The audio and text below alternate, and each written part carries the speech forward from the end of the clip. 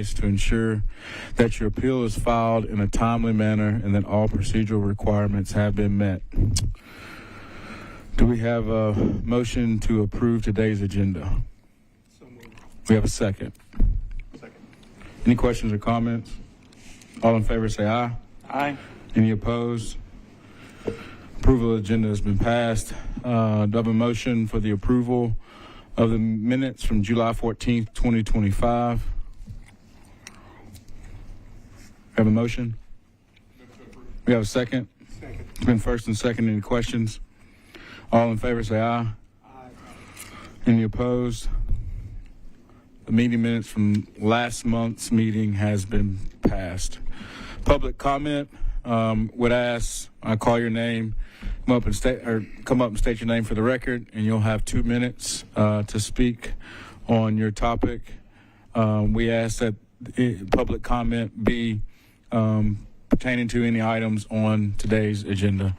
Mr. Ben Hubert, please come forward. Doesn't matter to me. The camera will find you. Just turn the mic on and state your name for the record. You have 2 minutes. Ben Hubert. I'm here to ask you guys to pull the Euing Drive item off your consent agenda and put it on your regular agenda so you can discuss it. And I have a few things to say about it. I'm glad the discussion is happening. However, NDOT's recommendation of 35 miles an hour does not go far enough.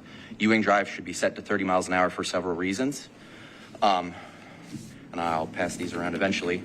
Euing should be a 30-mile-an-hour road. We need to reduce the number of crashes. Near Brick Church Pike, segment 2, I believe, the severe crash rate is 5 times the state average. The rest of Euing Drive has a crash rate more than double the state average. Last year alone, there were 2 deaths and more than 50 injury-causing crashes, and over the last 5 years, there have been more than 500 crashes on this 3-mile section of roadway. We need to make these crashes less deadly. Crashes at 30 miles an hour are significantly less dangerous than those at 40 or 30 miles an hour. There's another reason we should set it to 30, and that's Ewing's design and land use. Ewing is a collector road with no sidewalks, but still has multiple WeGo bus stops and school bus stops, and pedestrian trip generators like businesses, daycares, and churches. Yet its current speed limit is higher than that of Dickerson Pike, a major arterial. That doesn't make sense. It should be lower than Dickerson Pike's, which is 35 miles an hour. So that should justify a 30-mile-an-hour speed limit. Also, Euing Drive becomes Broadmoor Drive as it enters East Nashville. And Broadmoor has had its speed limit lowered by this body twice. First from 40 to 35 miles an hour, and just 2 years ago from 35 to 30. Broadmoor has seen fewer crashes and fatalities, runs through a less dense area, and yet received these speed reductions. It does, however, pass through wealthier neighborhoods. If it can have a speed limit of 30 miles an hour, so can Euing. And lastly, we need to lower it to 30 miles an hour for future steps. Lowering Ewing's speed limit to 30 miles an hour would make it eligible for a traffic calming application this fall and other meaningful design changes. This would allow us to pursue physical changes like speed extensions or curb extensions or speed cushions that are proven to reduce speeding and improve safety. We know that drivers go the speed they feel comfortable driving, and at most what this meeting will do is change 3 speed limit signs in each direction. And changing the limit won't save lives. We need to physically change the street.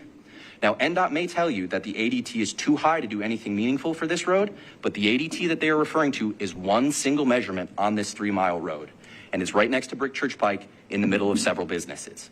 I would suspect that other sections of Euing have a low enough ADT for physical traffic calming measures, just like Broadmoor.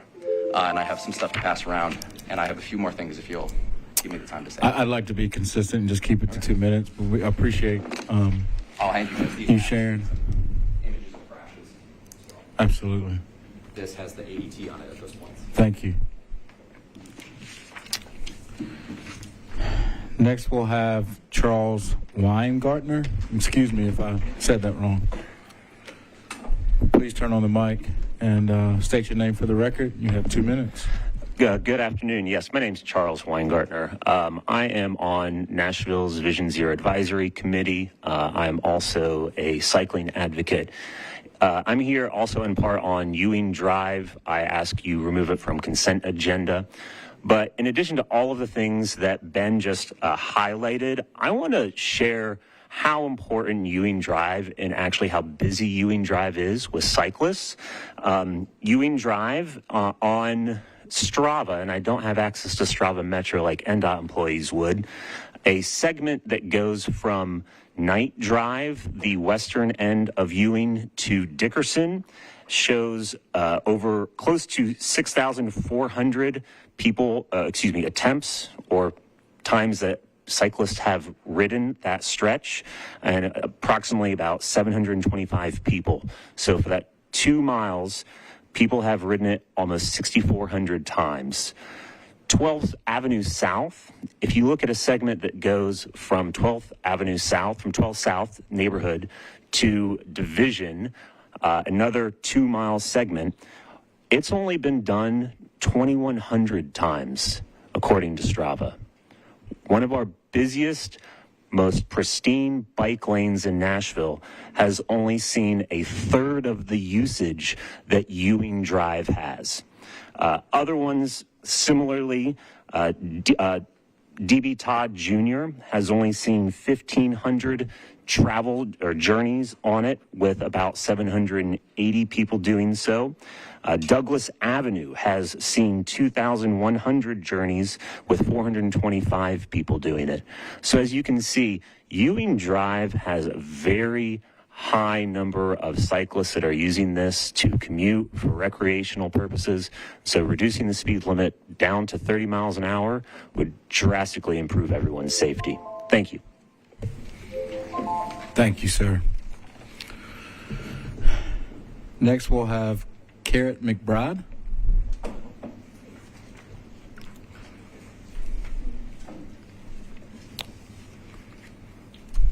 Please state your name for the record, and you have Carrietta McBride. Carrietta, sorry. Euing Drive. It's just, I think it would help if they widen the street a little bit, because I mean they just speeding, and put sidewalks or something down there would help. Okay, for the Euing Drive. Yes. Okay. Any other comments that you have? Just that they would Consider widening the road. widening it or slowing them down. Right. I mean, they drive like pretty crazy out there. So when we, and this is item 5.7, when we get down to that item, we can ask NDOT if that's an option as they were reviewing the staff analysis. Okay? Okay. And what about sidewalks? Do we need We can add that as well. sidewalks there on Euing?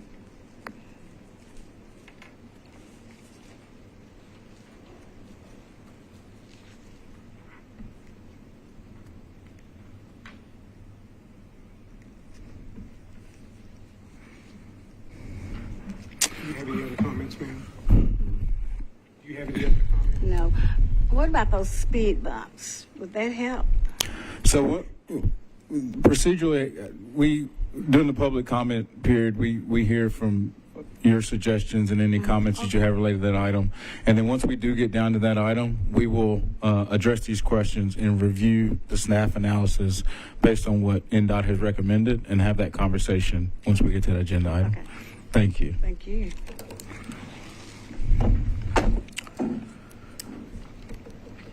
Next, we'll have Mr. Euing Sr.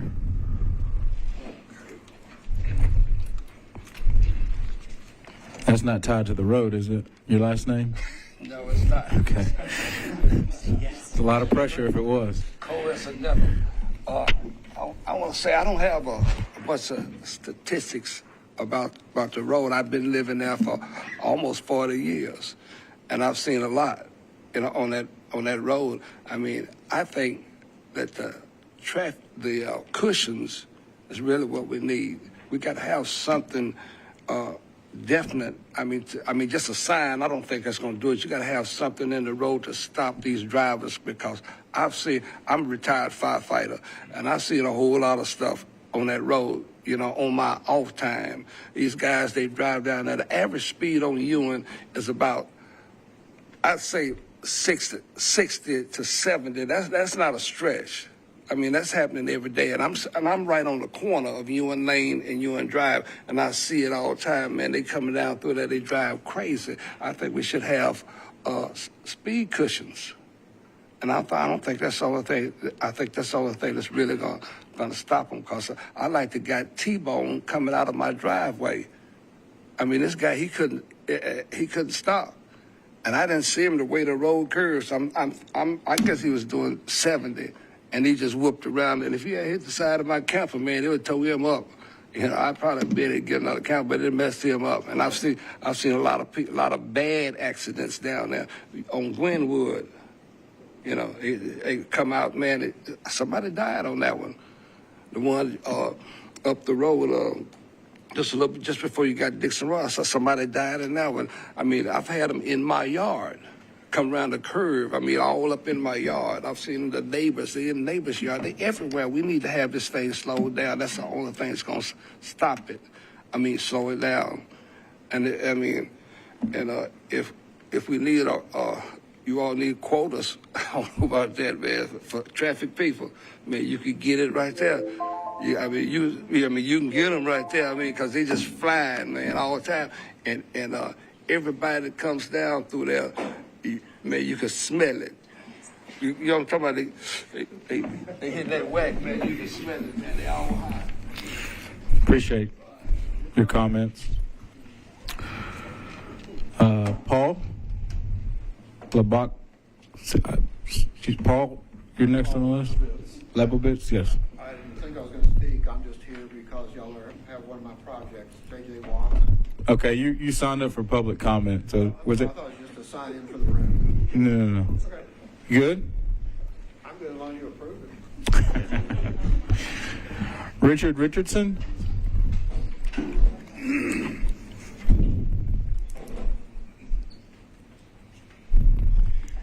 How y'all doing? Good. Please state your name for the record. Richard Richardson, and I live on Euing Drive. Been there about 30 years. My mom and them live there, and the speeding down through there is something else. I mean to tell you, I walk my yard every day because that's my exercise. I'm retired, and they come down through there passing each other. I go out there at 6:30 in the morning and start walking my driveway. And they come down through there passing. Last year, I put up 6 mailboxes. 6 mailboxes. Nobody had insurance. Nobody. So I think the cushions would help.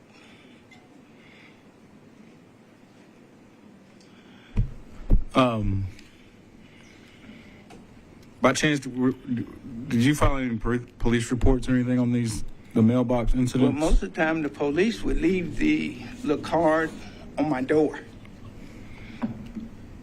And when I come to check on it, then they tell me no insurance. So.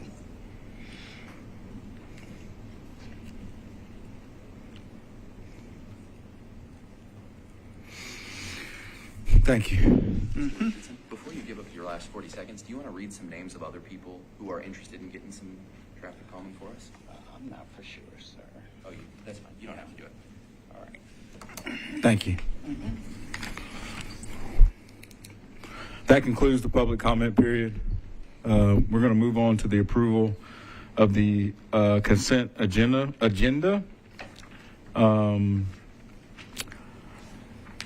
Before I read them all, is there any request to move any of them off?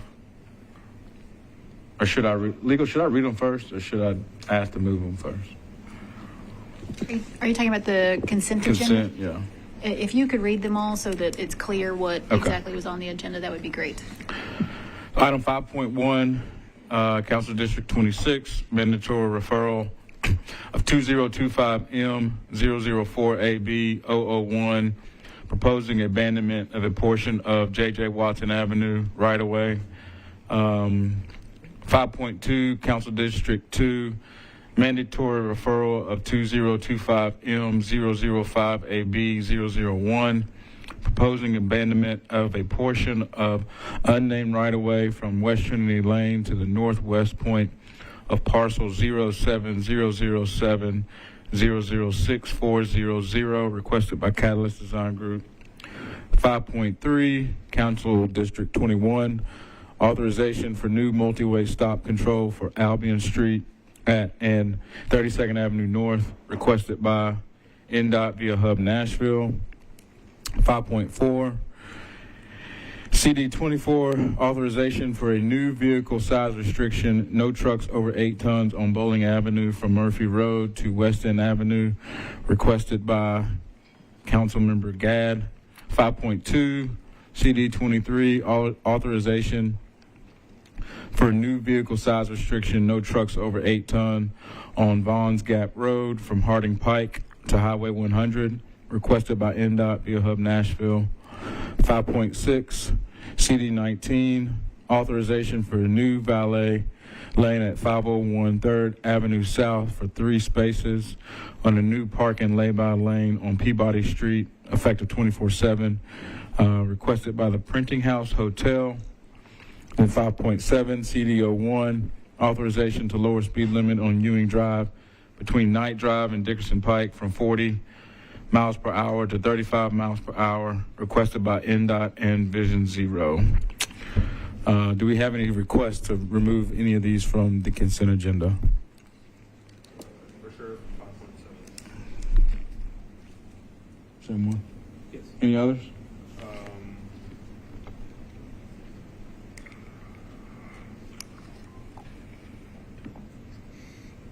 Good. 5.2.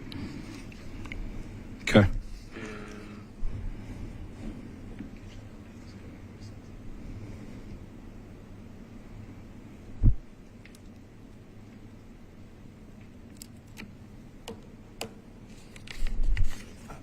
I'd just like to hear the rationale behind it. 5.6. So 5.2, 5.6, 5.7? Yeah, that works for me. Good.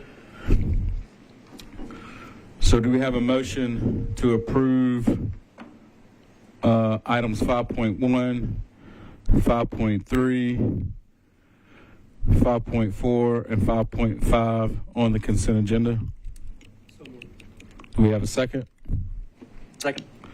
It's been first and second that items 5.1, 5.3, 5.4, and 5.5 under the consent agenda be approved. Any questions or comments? All in favor say aye. Aye. Any opposed? They have passed. So we'll move 5.2, 5.6, and 5.7 to the regular agenda. Chair, may I just remind the commissioners to please turn on your microphones when you're speaking so the public can hear you? Thank you. Thanks for that reminder. You're welcome. Item 6.0 regular agenda. We'll start with item 5.2, CD02 mandatory referral of 2025 M005AB001, proposing abandonment of a portion of unnamed right-of-way from West Trinity Lane to the northwest point of parcel 0700700640, requested by Catalyst Design Group. Mr. Smith, you have the floor. Thank you, Chair. This request for right-of-way abandonment comes to us by way of our development section, and there are plans to develop some unimproved properties along West Trinity Lane. I saw in the application for the mandatory referral, there will be a condition in there that it will not be effective until the realigned, reoriented right-of-way for the new streets are dedicated, constructed, and accepted for maintenance by NDOT. So there's some advanced time frame of this right-of-way abandonment. I don't know what the new layout will be, but there is a planned north-south connection there. And this proposed right-of-way abandonment is just what you see that's selected, or I'm sorry, that's indicated by the call out from West Trinity Lane up to a point that ends at the section highlighted in green. Thank you, Mr. Smith. Questions from commissioners? No, sorry, I had the wrong thing. Sorry, I picked up the wrong one. Any other questions? Do we have a motion? Motion to approve. Second? Second. It's been Second. It's been first and second. Any questions? All those in favor say aye. Aye. Any approve or any opposed? Item 5.2 is passed. 5.6, CD 19, authorization for a new valet lane, 501 3rd Avenue South for 3 spaces on a new parking lay-by lane on Peabody Street, effective 24/7, requested by Printing House Hotel. Mr. Mateus, you have the floor. Good afternoon, everybody. Emmanuel Matias, NDOT. So we have a new development that has requested for valet. Initially, they requested for that to be on 3rd Avenue, which was in conflict with Connect Downtown. So it was suggested for them to do the valet from Peabody. They've created their own cutout, and that cutout is in length that would accommodate 3 spaces, approximately estimate around 35 vehicles per day, which is very slow. Peabody doesn't see that much traffic, and since the cutout is existent, we went ahead and complied with the request, and we're seeking for approval today from you. The operations would be 24/7, and the path of travel was included in the staff analysis. It's a fairly short valet operation as far as retrieval and placement of vehicles in the storage, and shouldn't impact the traffic that much. In fact, they would be using the alleyway that is existent behind the building, so it wouldn't impede into the traffic that much. Thank you. Questions from commissioners? Do they have space on site to handle this? And if they have space on site, why do they need to be in the street? It's just the storage is on site in the building, but the valet is in the frontage of the business. So it's just a customer experience. And then after, when the street, they're going to change the direction of the street. So when they change the direction of the street, what happens to the valet? It aligns with the path of travel. They would have to go and store the vehicles. Okay. And you said the estimated number of vehicles would be 35 a day? 35 approximately. It's not that busy. It feels so low.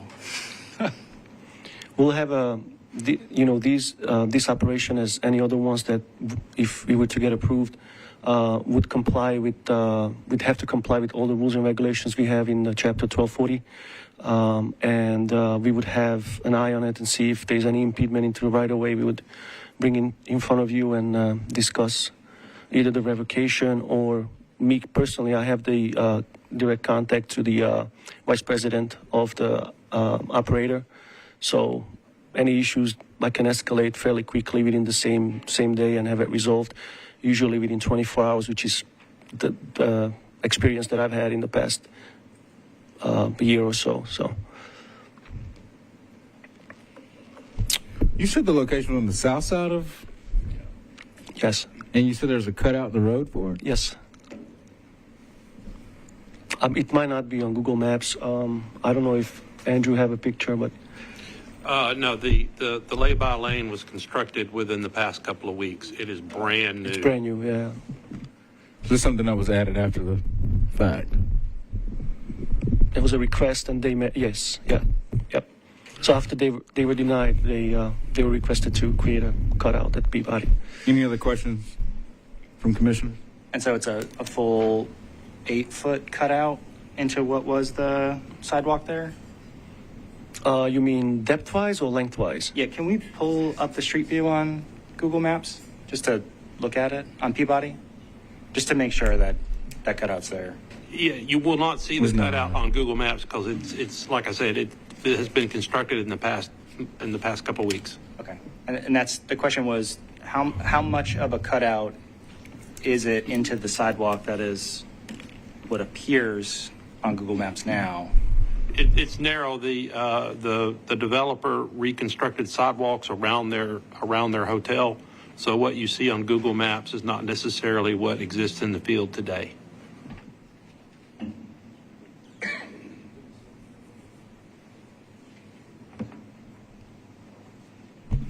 questions? Do we have a motion? Motion to approve. We have a second. Second. It's been first and second. Any questions? All those in favor say aye. Aye. Aye. Aye. Any opposed? 5.6 is passed. Item 5.7, CDO1 authorization to lower speed limit on Euing Drive between Ninth Drive and Dickerson Pike from 40 miles per hour to 35 miles per hour, requested by NDOT and Vision Zero. Darren Pack and Ms. Martinez. Please state your name for the record.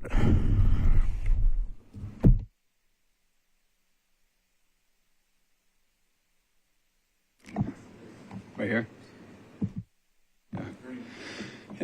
Yep. Darren Pack with NDOT. As we've gone over, crash rate on Euing Drive is really high. NDOT carried out we followed our process for right-sizing the speed limit, and basically we just followed our best practice, and safety was one of the driving factors. Any other comments? No, I think most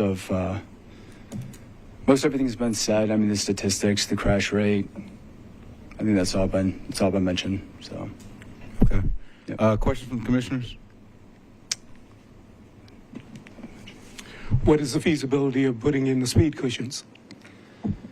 It's not likely, and the reason why is mainly because of the volume.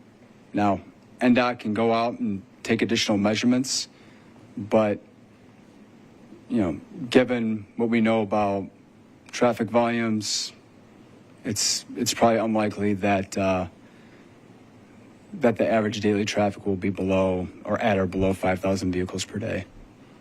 And did you do any engineering study to show what the negative impacts would be if those cushions were installed?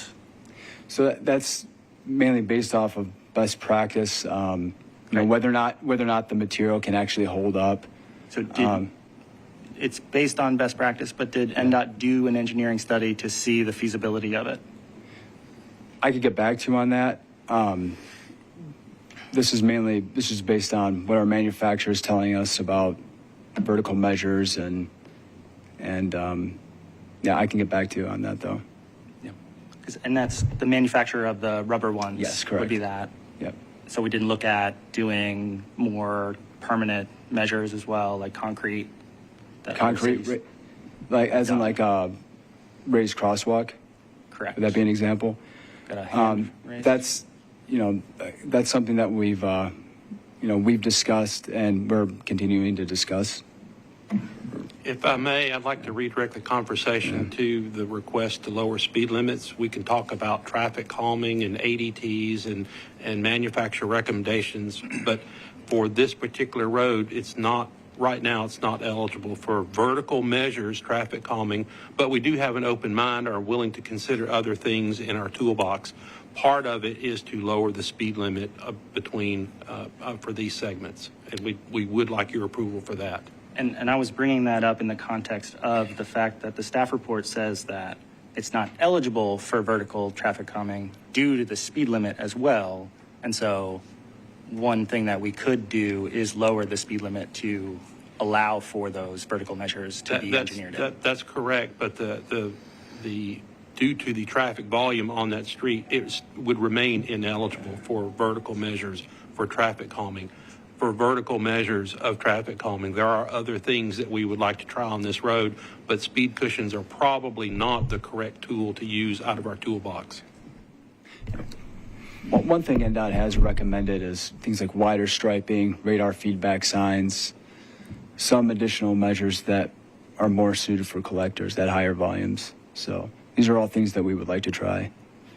And so what I was going to ask on my questions here, in the past, we've gotten a little bit more detail in terms of the 50th percentile speed, the 85th percentile speed, and none of that's in the staff report. Do you have that data available? I do. That yes, I have it in front of me.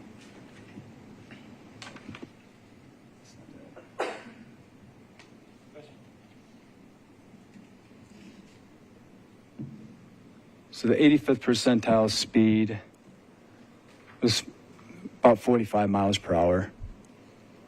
And the 50th percentile speed was about 40 miles per hour.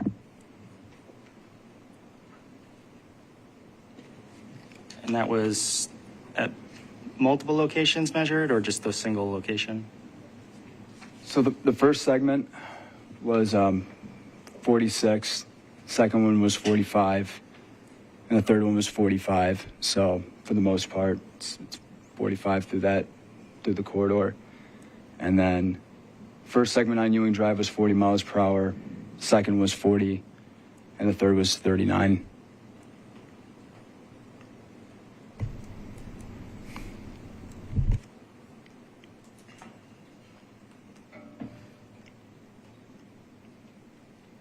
Any other questions, Commissioner?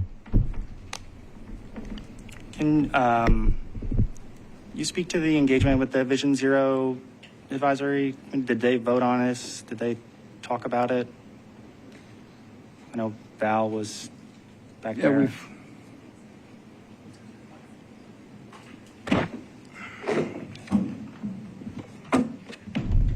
Just state your name for the record, if you don't mind. Val Martinez, Planner and Vision Zero Coordinator with the Nashville Department of Transportation.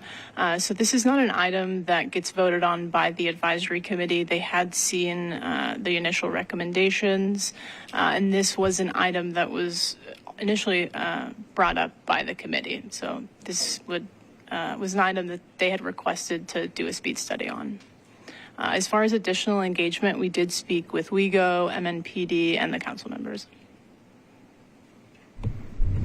I am struck by it only lists the one council district on the item, but it seems like it borders about 5 of them. This is right in the corner of everybody. I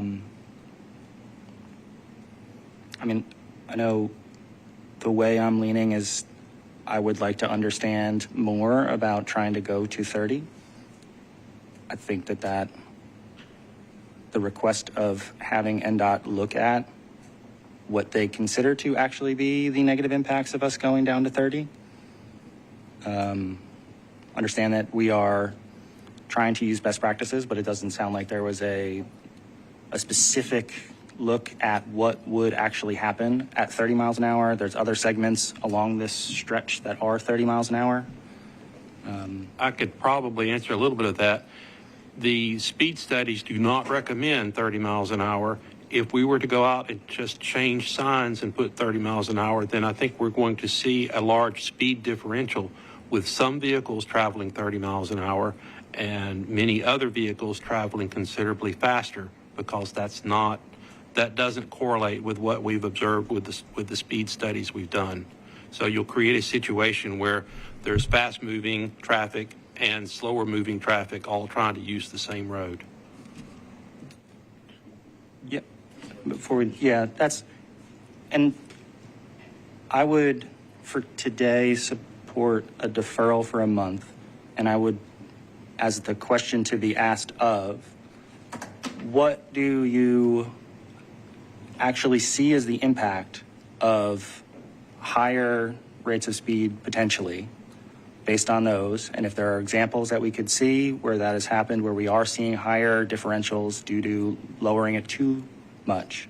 And then also within that, does that allow for our vertical speed reducing engineering tools that we have to then actually go out there? It sounds like it's not going to be our standard rubber on the road due to the traffic volume, but what other options are available within this? And I think that would be an okay request to kind of look at to make sure that, yes, we're lowering it to 30, but also, it does sound like we're trying to go the path of doing speed reduction here. So what can we do in the meantime? And if it is, let's go to 30 on the condition of these speed cushions being put in or not, that would kind of be something I'd like to see in the staff report as well. Thank you. Commissioner? I just had a question about what are other traffic calming measures that are available at 35? Like what? is the only thing that we are limited from the vertical traffic calming? Is there other measures that would still be available at 35 for traffic Chair? calming? If I may, just to sort of enlighten the commission, what's on the agenda, first off, is discussion about the reduction of speed. So that's totally within the commission's authority under the charter. However, I don't think that it's within the commission's authority to direct NDOT to install speed cushions, because that is not delineated under your authority. In fact, I think if you looked at NDOT's charter authority, the design of roadways, I think that would actually be under NDOT's authority. I think you can ask questions about like what are alternative measures and sort of a like enlightening, let me understand traffic calming, et cetera, more, but I don't think actually that the commission has the authority to direct NDOT to install speed cushions or vertical measures, as we're calling them. Completely understand that. I think noted. I think I would empower this commission based on the feedback we've gotten related to pedestrian safety and the data that's been presented to us.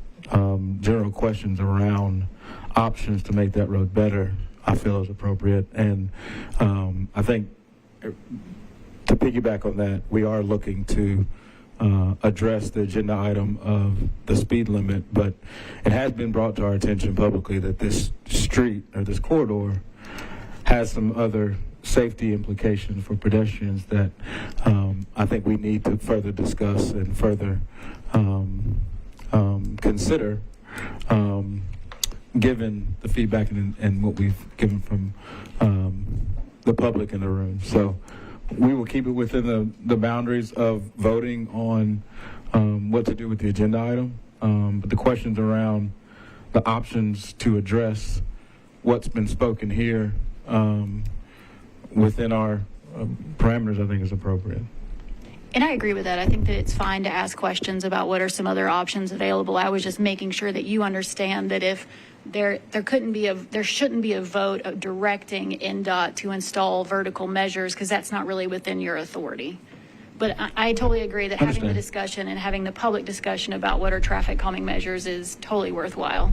Understand. Particularly in this context. Let's let him finish, if you don't mind. Yeah, okay. Yeah, I just had it. Yeah. I'd just like to point out that we all have the same goal of making our streets safer. Part of that is to lower the speed limit on Euing, and we're recommending 35 miles an hour.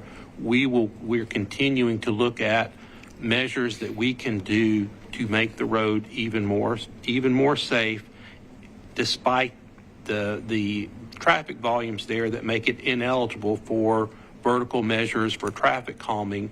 We're looking at other designs. We haven't selected what we want to do yet, but when we do that, we'll be happy to come back to the commission and say, hey, these are the things that we have done on this street, and these are the things that we want to follow up with. But we would very much like your approval to lower the posted speed limit to 35 today. Gotcha. Yeah, so the question that I was asking was, what, if we say at 35, what does that leave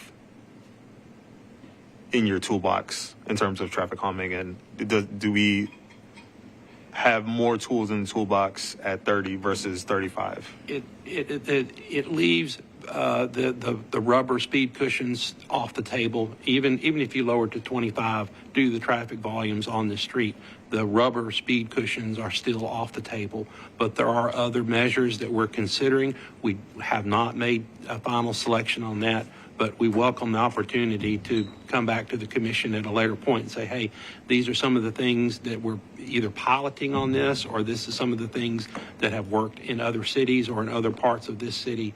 But part of those measures are to lower the speed limit to 35 today.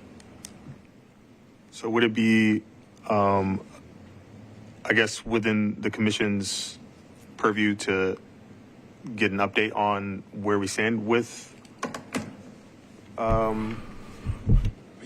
Yeah, I think you can absolutely ask for an update. I think you can ask, like, what are you considering? But I don't think that it's within your power to, like, how you're going to lower the speed limit and then that directive has to be followed, correct?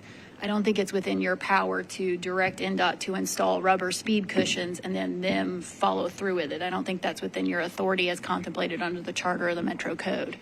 But I think you can ask for an update, like, we've lowered the speed limit, now what's happening, what else are we considering, what are you seeing on boots on the ground, practical level, right? Because we're sitting in a room, we don't actually know what happens when all those things come to fruition, right? So you kind of want to see what's happening with what you're doing with things on the commissions, and I think that's fine.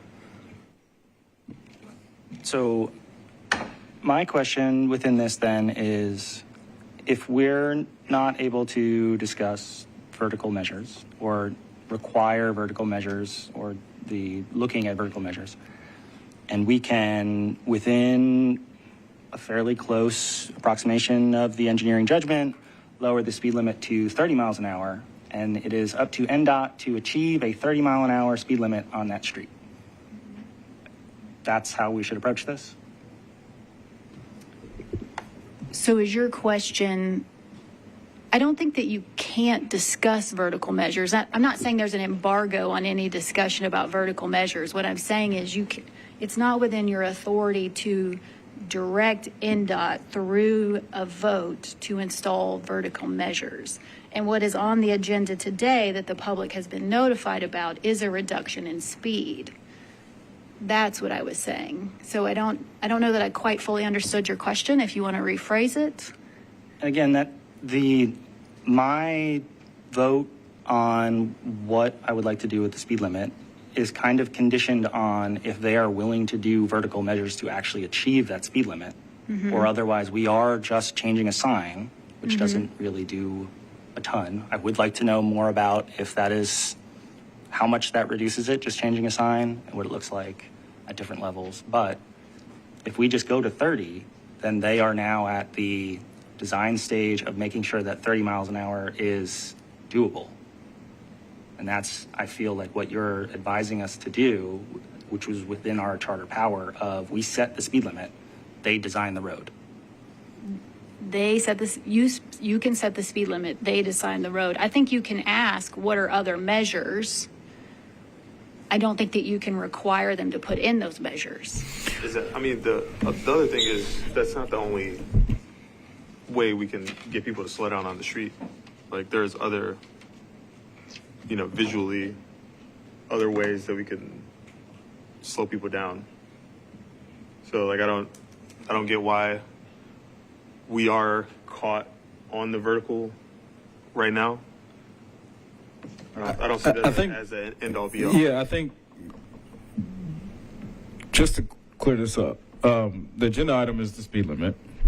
It was mentioned in the staff report that it's not eligible for vertical traffic calming measures. So for whatever reason, you felt it necessary to notify us that vertical traffic calming measures weren't warranted, which I think triggered the question as to, well, if that's not warranted, when are they and how does that apply? So I guess why did we put that sentence in there? Was there a consideration to say, hey, we're lowering it to 35 and we can't do anything else? Or like, there was a reason why they mentioned that the vertical measures were not eligible. That's something that we considered, and then when we looked at the traffic volumes, we ruled vertical measures out because the street's not eligible due to traffic volumes. There are other measures that we want to do, but I don't want to get into those because they're still under design. So how did this originate? What request was made from Vision Zero or NDOT? Like, how did this come up? This was originally, Val Martinez, planner with NDOT. This was originally brought up to NDOT because of a fatal crash that had occurred on Euing Drive. The ask was just to perform a speed study. The line item of whether or not traffic calming is warranted is usually something that we include, I believe, in all of our speed studies. So whether we reduce it to 35 or 30, I think we would always see what is available, I guess, in our toolbox. At 35 miles per hour or 40 miles per hour right now, as you all were saying, vertical measures are not warranted. We could look at other things like speed radar feedback signs, wider edge line striping. But even if we were to defer this item and take a look at bringing it down to 30 miles per hour, we're still not confident that we could do any type of vertical delineation. As was said, with such high rates of ADT, we would need to go back, collect additional traffic counts, and we're still not certain that we could pursue vertical measures. Do we feel that lowering it to 35 is enough, or is that just what the data tells us we can do? The 35 miles an hour is the recommendation from the speed study that we commissioned, and that is a step. It's not the end of efforts on Ewing to increase safety. Okay. Any other questions from commissioners? If we change a speed limit, can we change it again? Yeah. How is that? Could we change it again next month? So what I would like to get clarity on, if it's obvious the speed limit needs to be reduced, so leaving it at 40 is probably not appropriate. We have the power to lower it 5 miles per hour now, which I feel like needs to be addressed. I think the next question though is can we add a new business item and vote on a new business item for NDOT and team to go back and see what it looks like to lower it to 30, and that be a new item that we ask to be on the agenda for next month. Is that appropriate? Yes, I think you can do that. Okay. Any other questions? Unfortunately, public comment. But you have any questions? Just one more question is, the Vision Zero action plan has the data on the risk to a pedestrian fatality at different speed levels.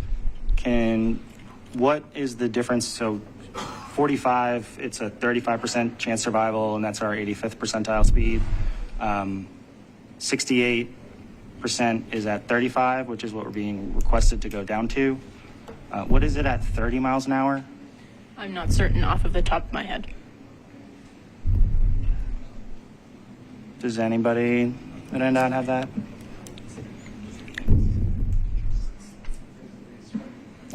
Is that something that we can bring back to us next month as well? Okay. All right, so I propose that we have a motion on this item to reduce the speed limit to 35 miles per hour, and then can you provide clarity, or how do we then make a motion to add an agenda item for next month to bring back information on lowering the speed limit from 35 to 30? I'm sorry, can you repeat that? So I propose that we vote today to lower the speed limit from 40 to 35. Mm-hmm. But I also want to ensure that we have an agenda item for next month for NDOT to do a staff analysis on lowering it from 35 to 30 and present the information that Commissioner Cornetick asked to be received, and then further understand what additional measures can happen on that street. I think you would have two separate motions. So you would have a motion on the vote on the lowering of the speed limit, and then you would need a motion about the things that you want discussed next meeting after the speed limit's been reduced. Now, you might want to talk to staff about posting of signs and how long that takes and data and collecting. Sure. It may not be next month, but I'm not an engineer. I don't know. Sure. I defer to the people who do. Mr. Chairman, I don't think that our data collection, I don't think we would have information about a subsequent speed limit change from 35 to 30 in a month's turnaround. The speed studies we have on this item are current, but the tube studies and the radar studies we've done, that would be unchanged at this point. So close as what we've already done. If I could have some clarity on your request. Yeah, if I may ask, I think there was some low-hanging fruit from data that we can collect, that information that was requested that I think we just need to go back and gather, right? And then if we still need to do more work or effort after next month to decide to go from 35 to 30, then fine. But I guess we just need to review the video and get the notes down, get it in the minutes, and then ensure that this just comes back up next month, and then we have a discussion around it based on what we requested, and then if it gets solved, great. If not, we'll talk about it again another month. Is that clear? I think I specifically would like to see what traffic calming is available and what what designs would work for the street. Okay, we can present the commission information on traffic calming, but bear in mind the commission doesn't have traffic calming oversight. That's within NDOT. And I think, again, if your concern is that we're lowering it too much, I think it would be helpful for us to understand when we do lower it to something like 30 miles an hour, are we putting you in a position where there are no tools available, or what are the tools at the different levels, so we have a clear understanding of if we do want to go a little bit further, that we aren't creating a more harmful situation instead of a safer situation. Okay, I'm sure the commissioner is aware that the MUTCD requires a speed study to lower speed limits, and that NDOT policy requires us to go and obtain data for that. Understand? Okay. Commissioner Gibbs. Mr. Smith, how long would it take for you to be able to come back to us with reasonable information as far as the changes that we're talking about from 35 to 30? What my concern is that a speed study that is done in September of 2025 is going to give you the same data that a speed study in May of 2025. The data are going to be very similar unless there's some change in characteristics. I mean, it would be helpful to do a speed study after the speed limit has been lowered, and you come and you can gauge the effectiveness of spot speeds for the post change versus the spot speeds that we know that were done earlier this year. That would be helpful, but I don't think you're going to see any change in data from May to September, for example. Do we have the data on Broadmoor? I don't have that data, and I don't have Broadmoor data available in front of me. And that might be something of, if we were to do a 1 month deferral, to look at, we lowered Broadmoor down, it sounded like multiple times, down to 30 miles an hour. What makes that side of Dickerson Pike eligible for 30 miles an hour versus this side only being eligible for 35? Mr. Smith, I'm in favor of changing from 40 to 35. So once we get to 35, would 2 months give you time to be able to come back to us and say, this is what we're seeing and this is what we would like to do at this point? We can do that. If I may, it might be advisable to demonstrate some speed differences for a street that we've done maybe a year ago. For example, Dickerson Pike or Hermitage and Lebanon Pike, and perhaps show, hey, this is, these are the spot speeds we know that were in effect in 2024 versus some change we made 12 months ago, and this is the change in behavior that we're observing today in 2025. I don't think that Euing is going to show much change over a month or two period. Commissioner, your question? Yeah, my question was, what is the difference between the traffic count that you use for a 35 mile an hour warrant or a 30 mile an hour warrant?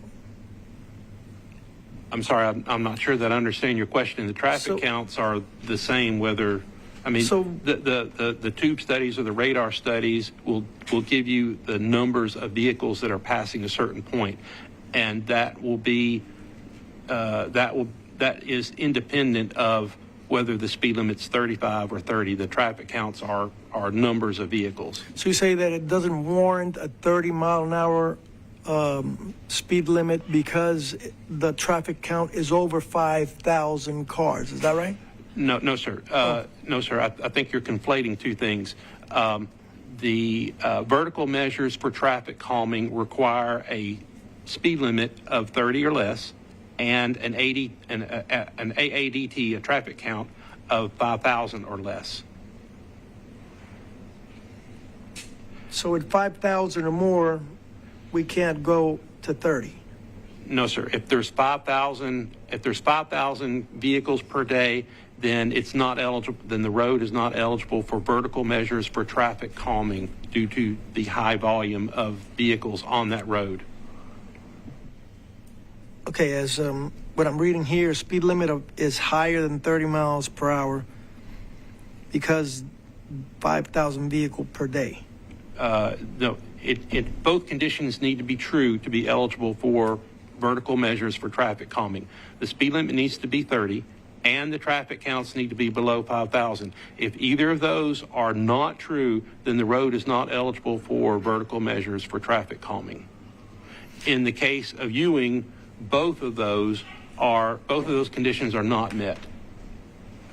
The speed limit exceeds 30 and the traffic counts exceed 5,000.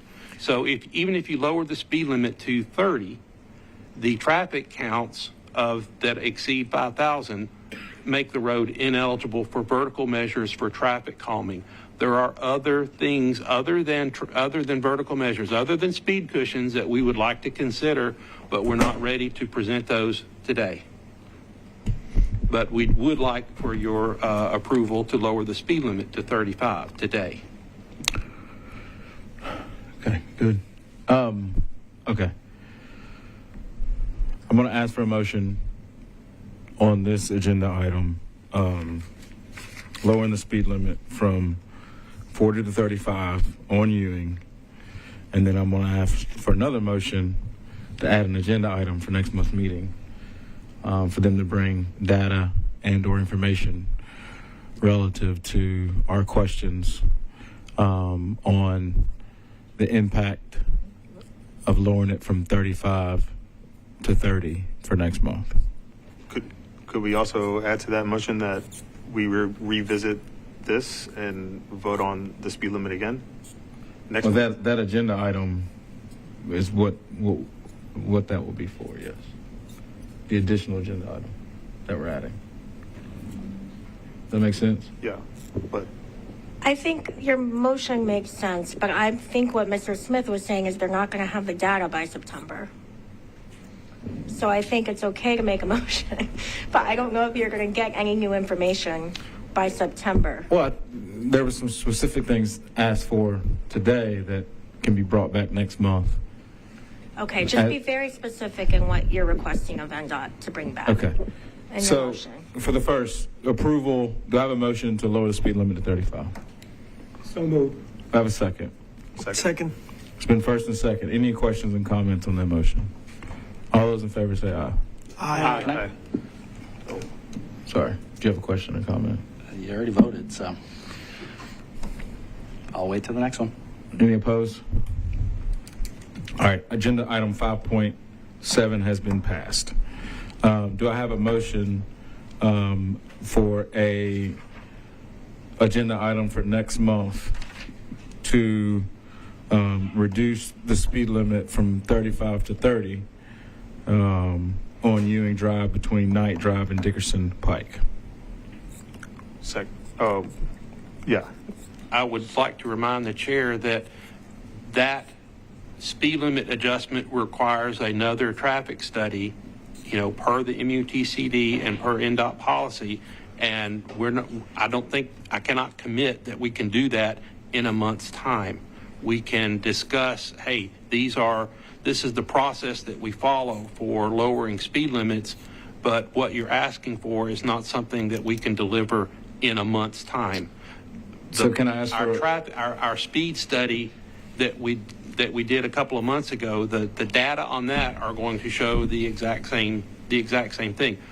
if the chair would consider a longer duration to come back before the commission with another speed study that can be done post 35 mile an hour change, then we may have some different data that we can show you that say, hey, this is what the spot speeds look like when the posted speed limit was 40.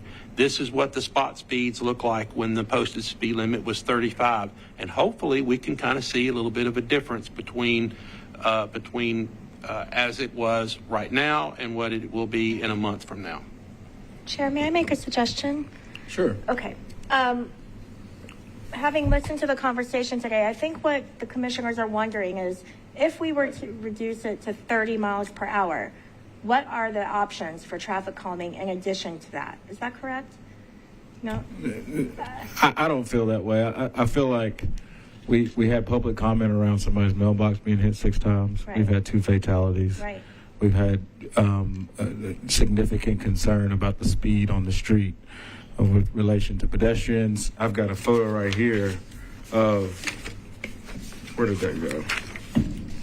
The kids walking on A the side. lady with 3 kids walking down a 2-lane road. That this doesn't, it's just not acceptable. Okay, and then we look at Dickerson Pike is 35 miles per hour, which is a 4-lane road with stoplights, and Euing Drive is a 2-lane road with no stoplights. I mean, I feel like more should be done. Now, I understand there's processes, procedures, traffic studies, and all that, but discussion needs to be had, or this agenda item needs to stay on the agenda until we can figure out how it can be safer. Okay, that's what I was trying to get at. Yeah, I think maybe the motion for the next agenda item is what can we do to make Euing Drive safer in addition to lowering the speed limit, right? Does that satisfy the commissioners?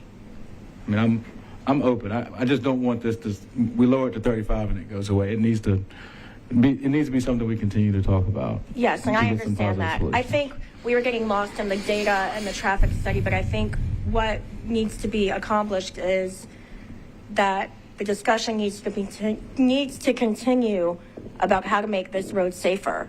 And I think the motion, I think, again, our purview is speed limit. So we are focused on the speed limit, and we would like to see how to get to 30 miles an hour.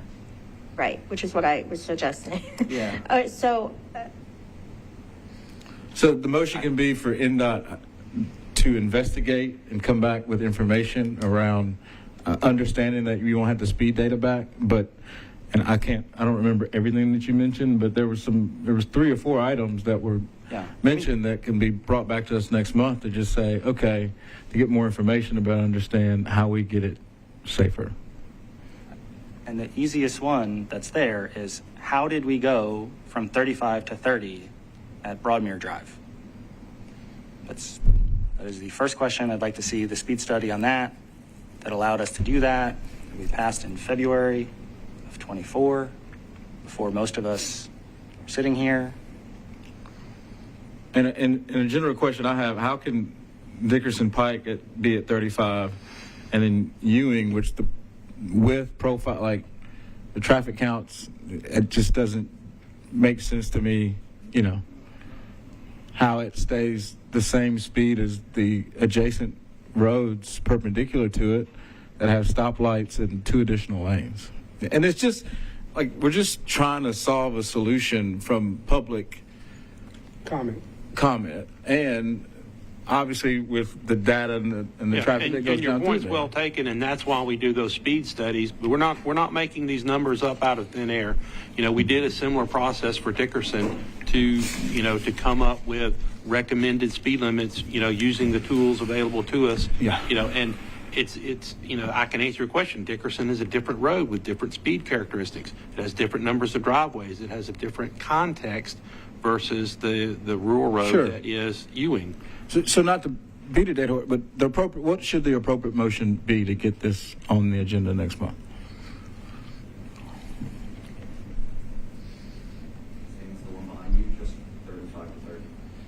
Well, I'm asking legal. Thank you, though. it could be similar to lowering from 35 to 30, but I think the issue with that would be that NDOT has already done the study, and the study recommendation was 35. So in order to get new data, he's going to have to wait 6 months for the new speed limit to set in. And I think is what Mr. Smith was saying. So I just don't think. We can't wait 6 months. Right. So- Right. Well, that's why. I'm sorry, sir. I'm sorry. Public comment. Vote again for 6 months on Euing. I get it. You don't have an I get opportunity it. to talk at Public, this time, sir. public. We're trying to help here, okay? Just so. If I may. Who is that? Yeah, if I may. Oh, Sharon Pack, NDOT. yeah. So one of the reasons why the speed limit is lower as a result of the reason why Dickerson Pike's speed limit results were lower compared to Ewing is because of the way we collected the data on Dickerson Pike. We used a mass data set, okay, for Dickerson Pike. And what that does is it not only captures, somebody traveling at free flow speed, as they're driving normally, but also people turning into, a gas station or something like that. So what that does is that when you combine all that data, you may get an artificially low 85th percentile speed or 50th percentile speed. And those two statistics are two of the main driving forces, at least two of them. You look at a comprehensive study, obviously, but those are usually the starting points for any kind of speed study. With Euing Drive, we just use spot speeds. Data collector out in the middle of the segment, pinging drivers. So data collection was one of the main reasons why the big difference. And that's something we're trying to get right, is the purpose behind NDOT's new policy was to have consistency in data collection. So Great. I genuinely appreciate that. So we can make a motion. I guess I still need a suggestion on the motion.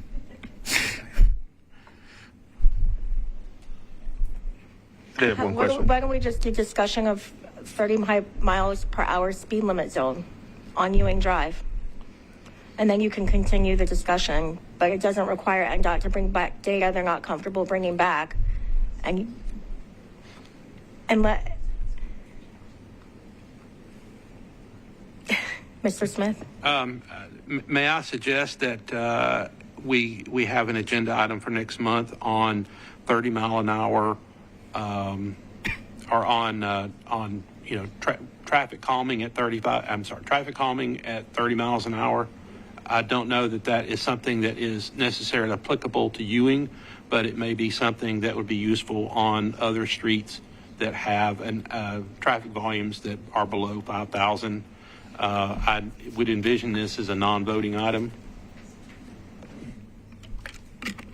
Commissioners? I'd like to make a motion that we, in the month of September, look at measures that can be done to make Ewing safer. Simple as that. We got a second to that motion. Second. Is that an acceptable motion? I think so. Okay. Any questions and comments? Good.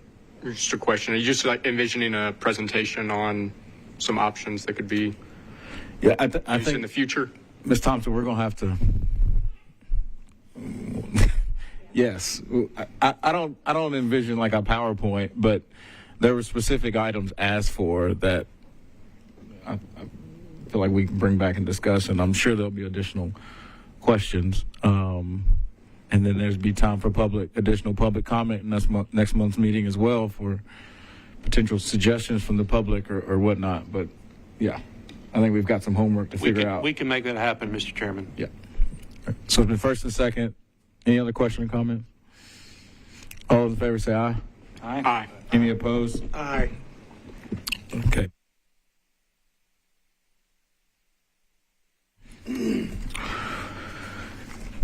Item 6.1.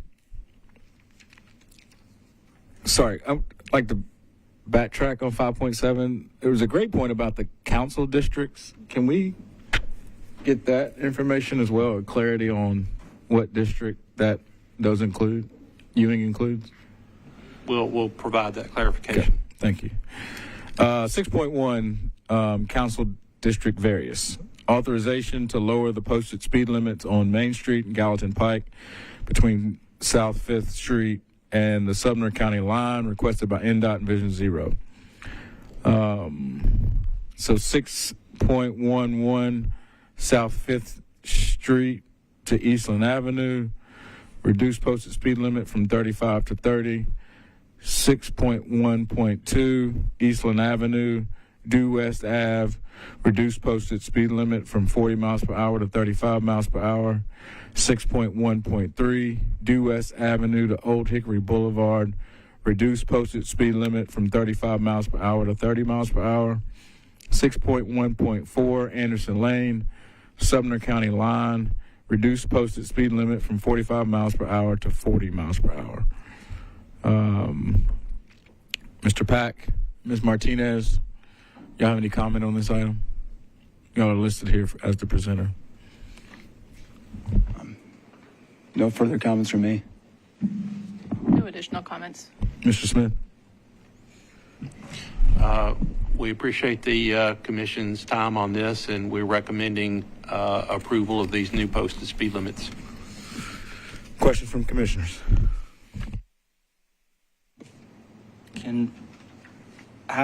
Was this presented at the Vision Zero Advisory Committee? And then did they make a recommendation? The advisory committee does not vote on speed limits. They can bring up suggestions for speed studies. They have seen the recommendations, and we have also presented these to WeGo, MNPD, and the various council members. When was this started? It's probably been like a year ago when we initially collected the data. Commissioner, this is part of an ongoing process of looking at speed limits along the various pikes. If you'll recall, the commission first handled Dickerson Pike and then Lebanon Pike. Now we're up to Gallatin.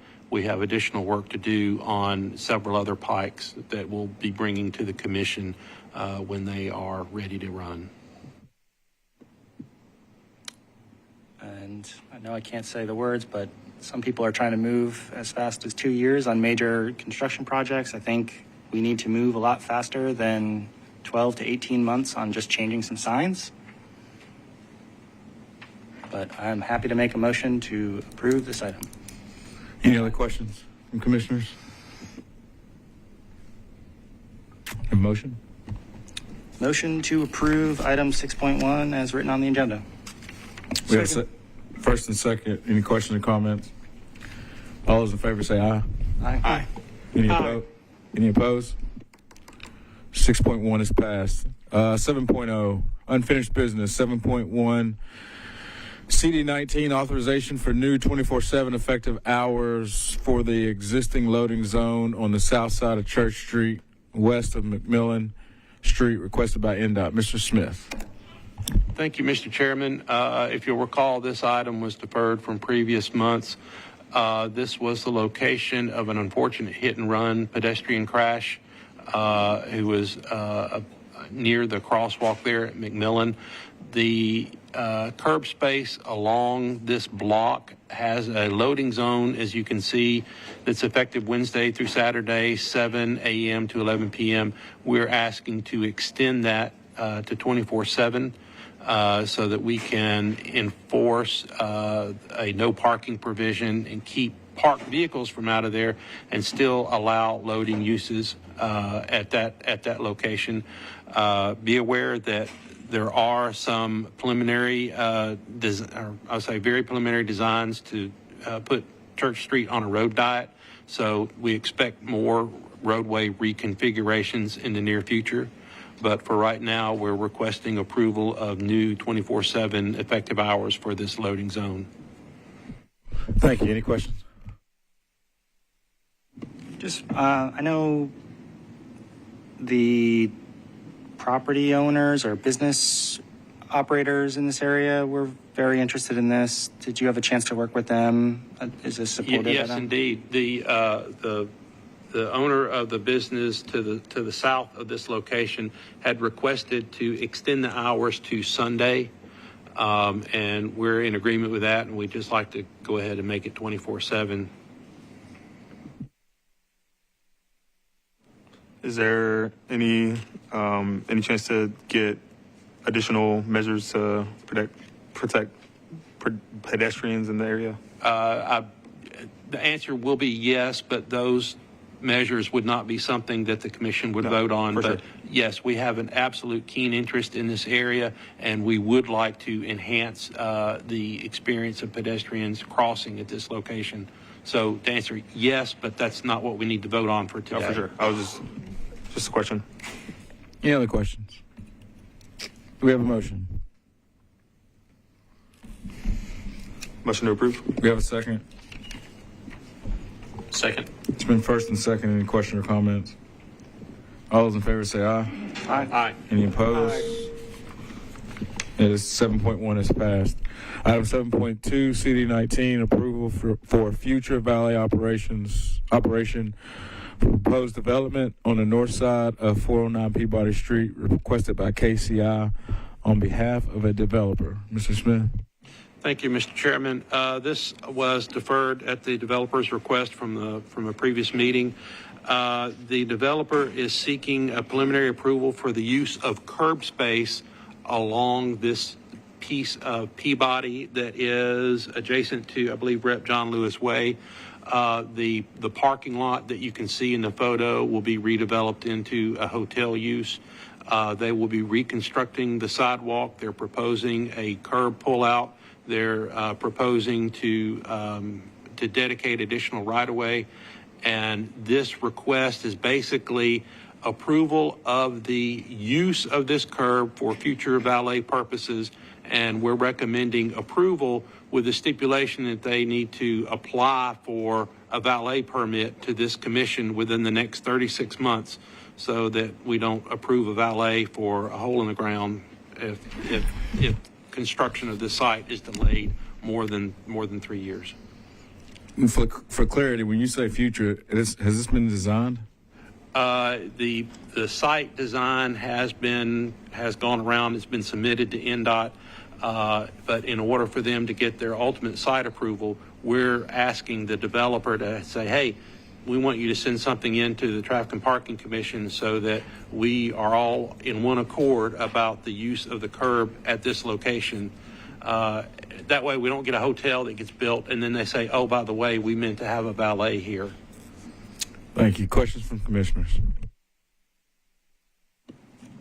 I guess this kind of sounds like we're just trying to create some sort of letter of intent of what we plan to approve in the future.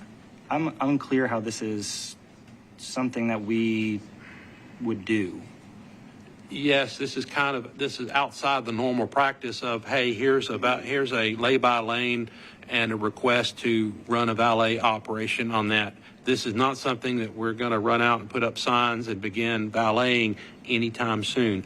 This is similar to what the commission approved, I believe, 2 months ago for a proposed development over near Euing.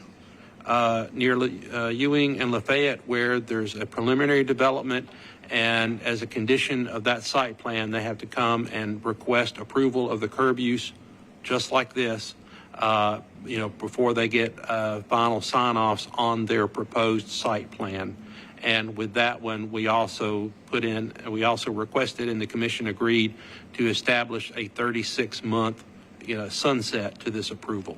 And we're asking for that same sunset of 36 months for this approval. Who goes back and checks that it looks exactly like they are proposing it? We'll get an application from the hotel once it's built, and we'll compare that with what they've approved, with what they have suggested here. But the development plan will be approved by NDOT and by various departments within the city, but for our piece, we'll be looking at, what's out there in the right of way.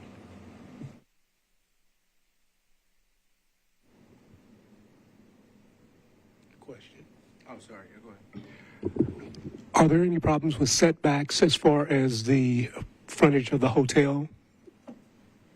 I'm not prepared to speak on codes requirements for setbacks, but to answer your question, not to my knowledge.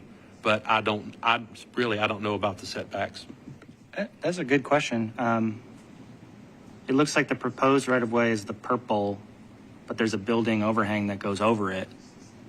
Isn't that something that would have to go to council for approval? There is a proposed building overhang over a part of that, and that would be something that the applicant would have to handle either through a mandatory referral for an aerial encroachment, or would be handled by way of the planning process. But that's not something that the TMP would necessarily approve.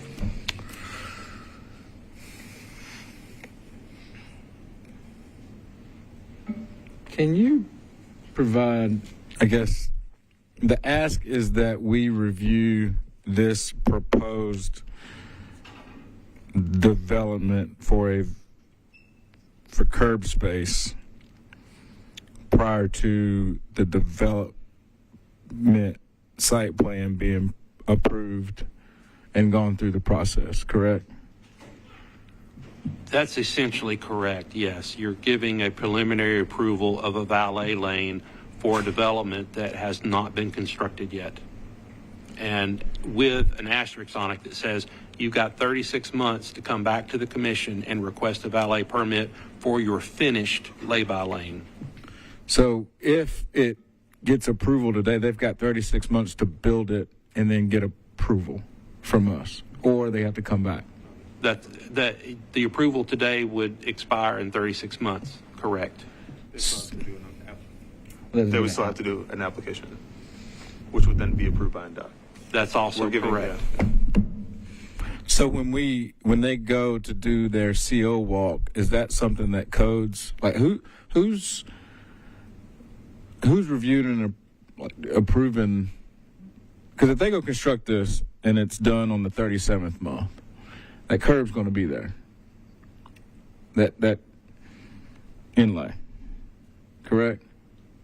I'm sorry, please repeat your question. So if say they finish building this on the 37th month and that curb is it's installed per this plan, they would have to then go reapply to install that curb, right? No, they would have approvals to construct the project as presented to the city when they get a permit. So this commission is not approving a building permit.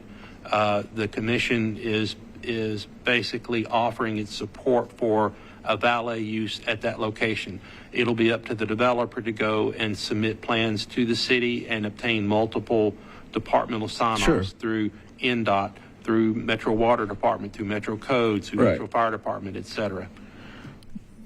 So our approval will be for 36 months.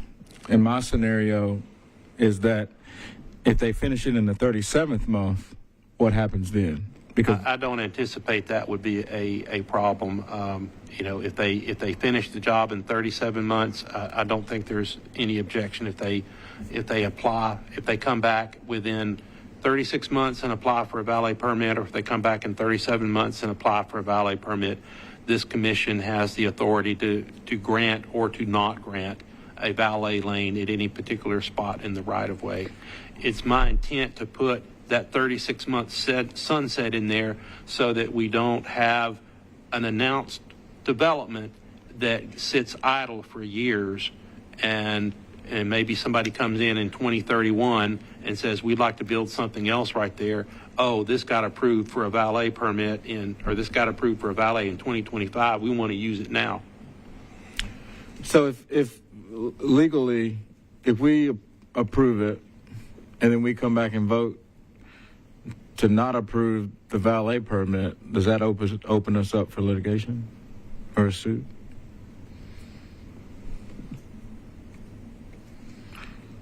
I mean, essentially, if we approve it now, what grounds do we have to not approve it later on?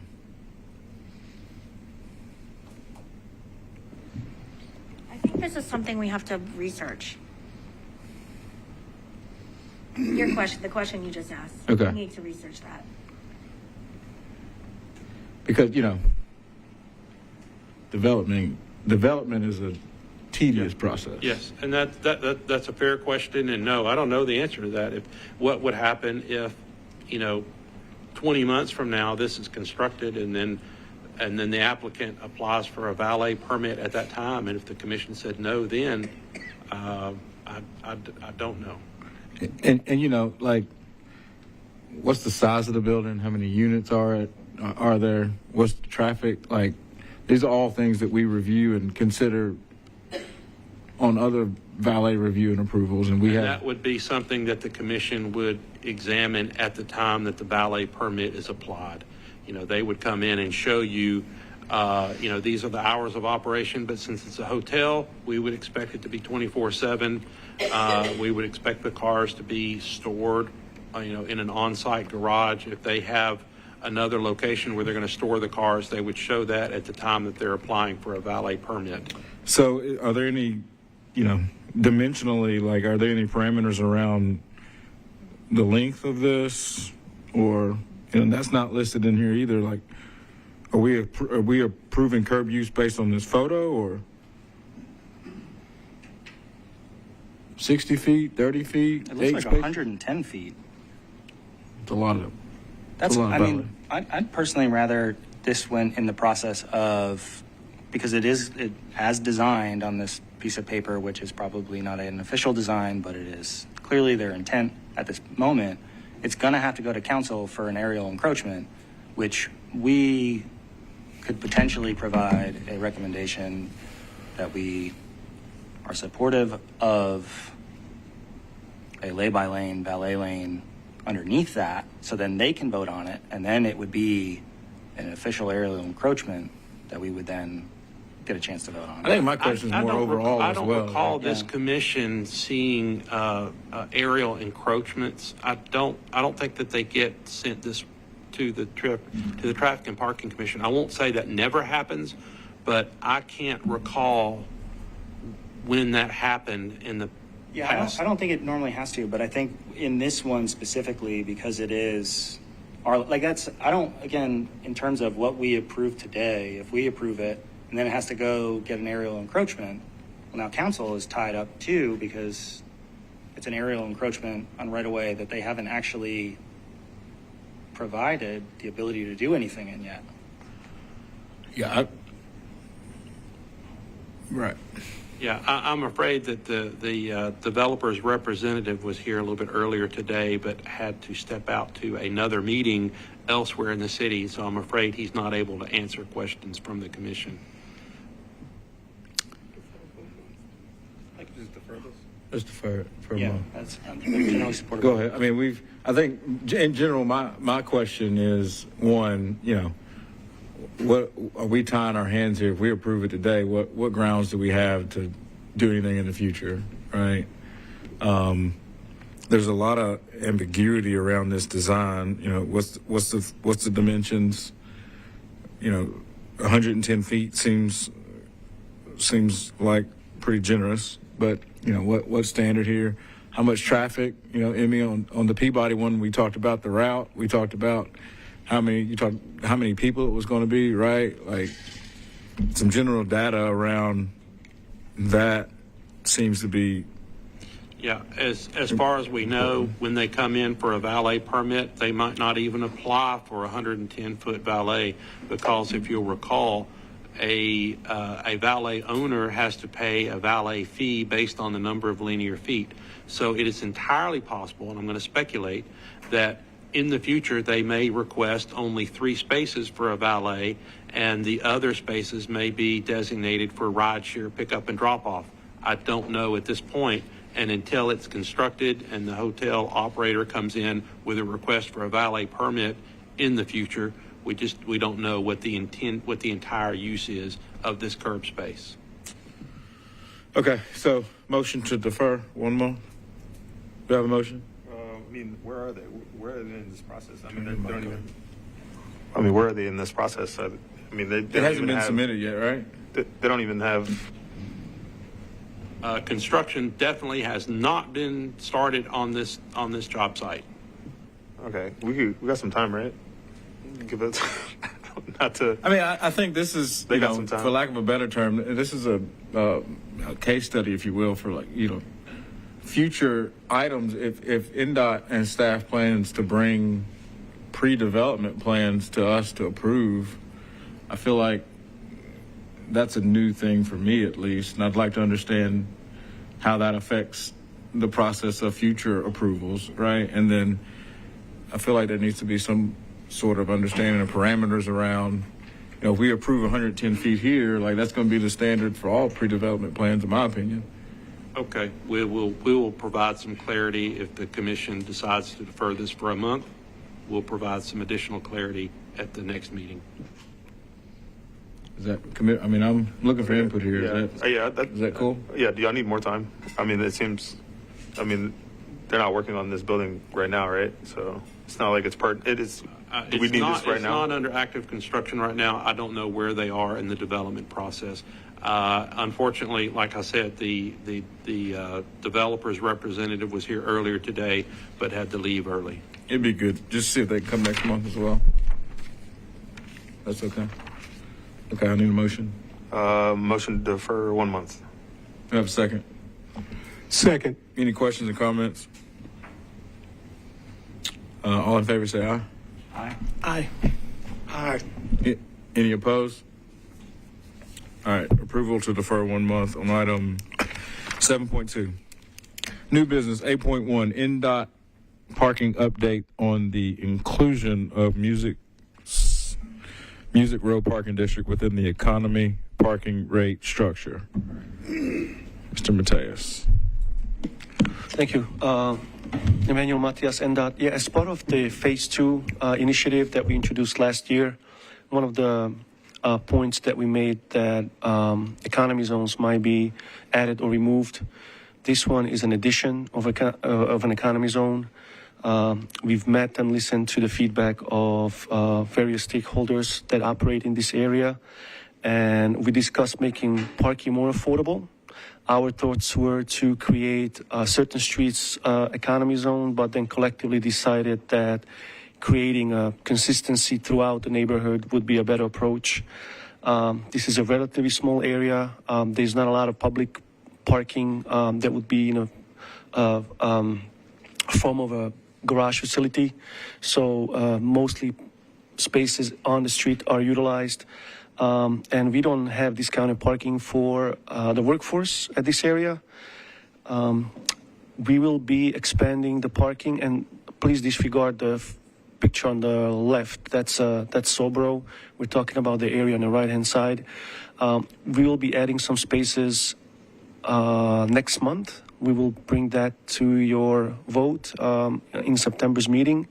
But for the time being, we wanted to ensure or let you know that NDOT has decided to make a move to make this zone an economy zone.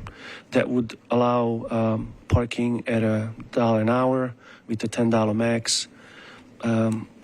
Currently, that this area needs it, and we'll be happy to introduce the spaces for parking in the future. Thank you. Any questions? My favorite thing to try to see if we can get an update on is can we get some of that dashboard that used to be there of parking utilization and how much it's taking in? I know we don't have it street by street, but just to kind of reintroduce it to all of us to see where we're at with the program. Okay. Yes, sir. Thank you. Any other questions? I do, and then just one other thing. I appreciate you guys going out there and trying to find a way to lower the price of parking for people too. I think as we do this, that helps to instill a little bit of trust with the public of what we're trying to do with the program. Thank you for your input and your feedback. Appreciate it. Okay. 9.0 other items. So next month's meeting will be back at Sunny West? That is correct. Okay. Sure. For a future item, and it may not have to be next month, but between Commerce and Broadway on 4th, there is, it's not time-limited street parking. There's paid parking there, but it's limited from commuter times. So in the morning from like 7 to 9, it's limited. You can't park there, and then in the afternoon as well. Transition lane, yes, sir. Yeah, I did notice that there's been some long-term permits that have been assigned there. So there's been some buses that have been parked there, and they were returned. So I want to consider, and I know that that's supposed to be a queue jump at some point and connect downtown. If we could look at those to potentially either remove the time restriction or remove the paid parking there, so that way that kind of frees up that lane as a jump for our transit Understood. program. If we could have that discussion maybe in 2 months, that'd be great. Copy. Thank you. Good? Yeah. Make a motion to adjourn. So moved. Thanks, everybody.